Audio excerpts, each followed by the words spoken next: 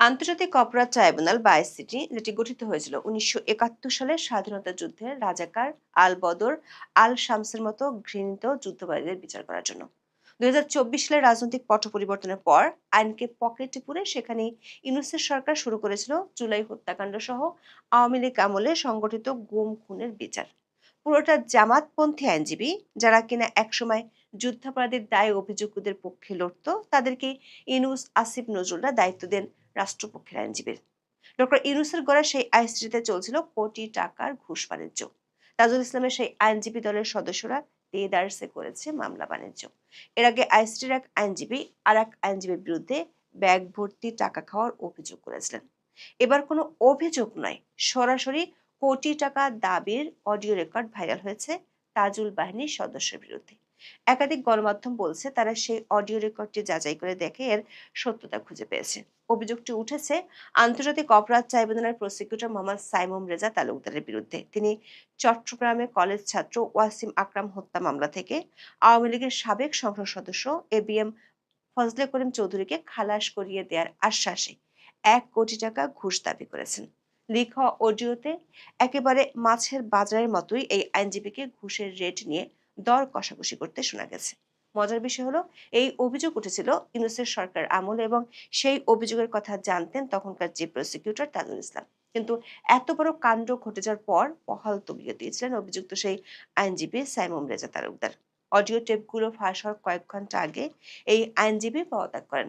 লেখা অডিও টেপগুলোতে টাকার লেনদেন সহ পুরো বিচারিক প্রক্রিয়ায় আরো কয়েকজন আইনজীবীর নাম উঠে এসেছে, যারা ছিলেন তাজুল ইসলামের ঘনিষ্ঠ সহযোগী। প্রশ্ন হলো, এত বড় কেলেঙ্কারির খবর কি নতুন সরকারের আইন মন্ত্রণালয় ধামাচাপা দিয়ে দিবে? মানে চোরের সাগরেদ দফাদার হবে, নাকি আইসিটিকে পুঁজি করে ঘুষ বাণিজ্যের পুরো চক্রটিকে জনসম্মুখে নিয়ে আসবে? বিস্তারিত জানতে চলুন যাওয়া যাক বিশ্লেষণে।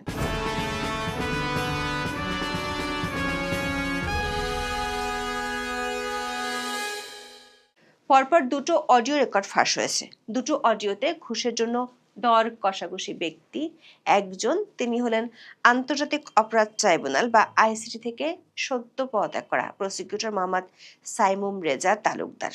এই অডিওগুলোর খবর প্রকাশ্যে আসার কয়েক ঘন্টা আগে তিনি পদত্যাগ করলেও শেষ রক্ষা হয়নি।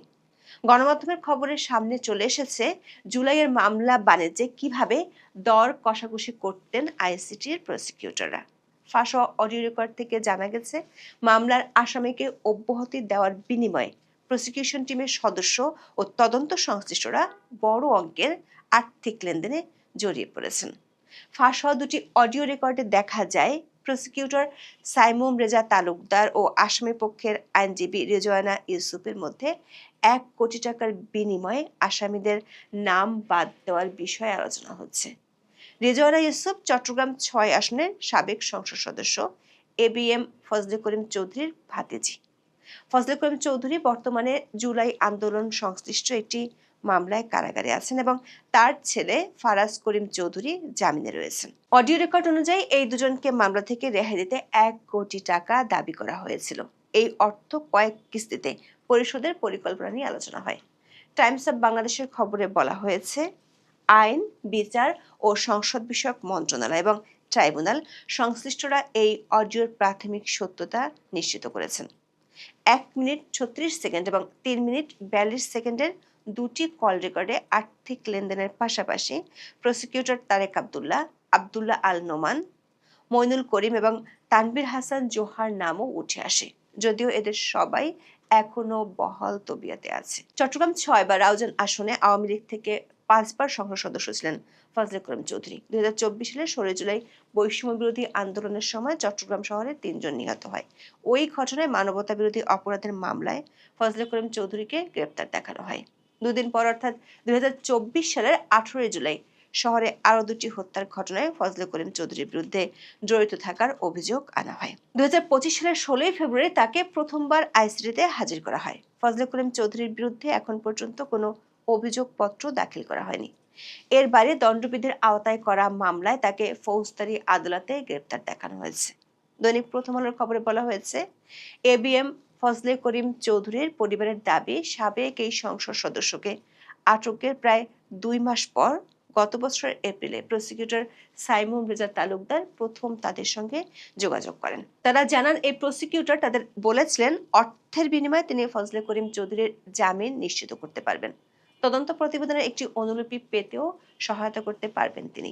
শুরুর দিকে সে আলাপগুলো রেকর্ড করা হয়নি বলে পরিবারটি জানিয়েছে। পরিবারের দাবি, পরবর্তী আলাপগুলোয় সাইমুম রেজা তাদের আইসিটির কয়েকজন তদন্ত কর্মকর্তাকে টাকা দেওয়ার পরামর্শ দিয়েছিলেন। সাইমুমের দাবি, ওই কর্মকর্তা ফজলে করিম চৌধুরীর বিচারের দাবি করে আসা মুনিরিয়া নামে একটি ধর্মীয় সংগঠন থেকে ঘুষ নিয়েছেন।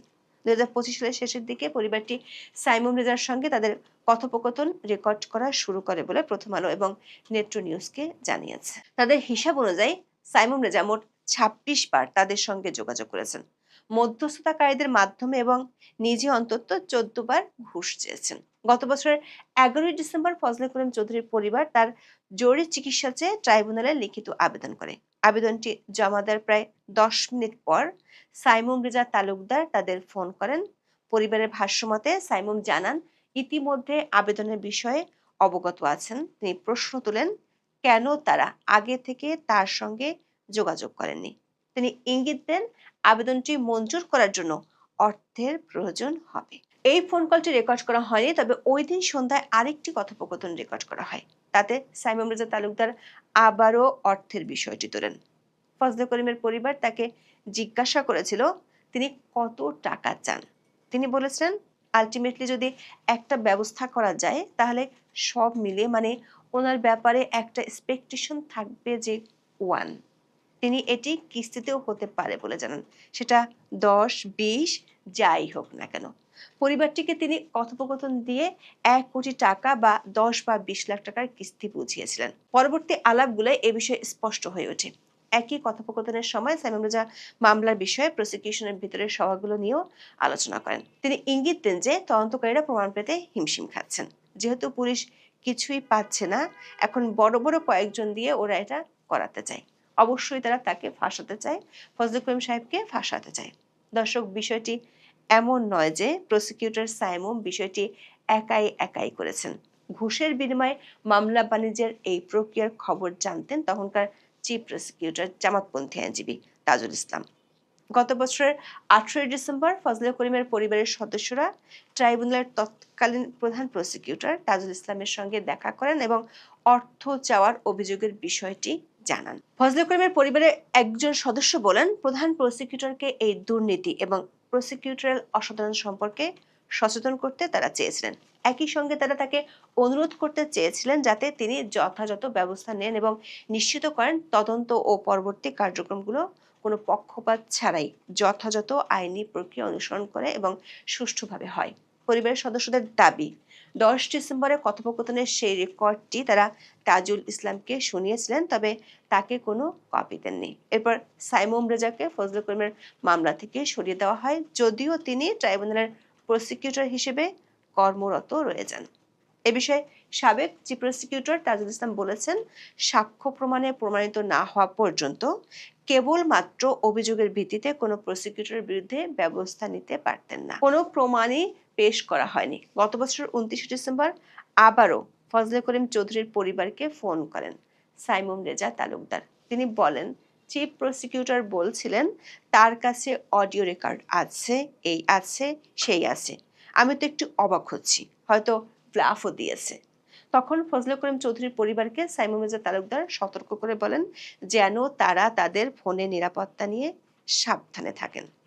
ফজলে করিম চৌধুরীর পরিবারের ভাষ্য অনুযায়ী ডিজিটাল প্রযুক্তি আইন বিষয়ে বিশেষজ্ঞ সাইমুম রেজা তালুকদার সম্ভবত ভেবেছিলেন যে এসব কথোপকথন সরকারি কোনো নজরদারি সংস্থার মাধ্যমে রেকর্ড করা হয়েছে।